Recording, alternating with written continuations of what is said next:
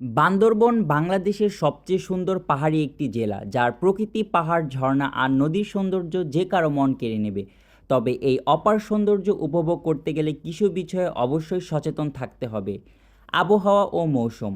বান্দরবনে হঠাৎ বৃষ্টি বা কুয়াশা নেমে আসতে পারে। ভ্রমণের আগে আবহাওয়ার আপডেট দেখে অবশ্যই যাত্রা শুরু করবেন।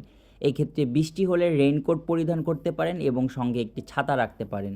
পাহাড়ি রাস্তা ও যানবাহন। বান্দরবনের রাস্তা উঁচু নিচু ও বাঁকানো হয়ে থাকে। গাড়ি বা বাইক চালানোর সময় স্পিড কমিয়ে চালাতে হবে। যদি ড্রাইভিং করেন, ব্রেক ও টায়ার আগে থেকে কিন্তু চেক করে নিতে পারেন।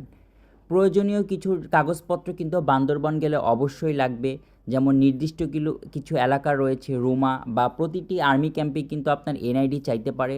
তো আপনি আপনার এনআইডিটি সাথে রাখতে পারেন, এবং এনআইডি না থাকলে অবশ্যই চেষ্টা করবেন অন্তত জন্ম নিবন্ধনটাও আপনার সাথে রাখার জন্য।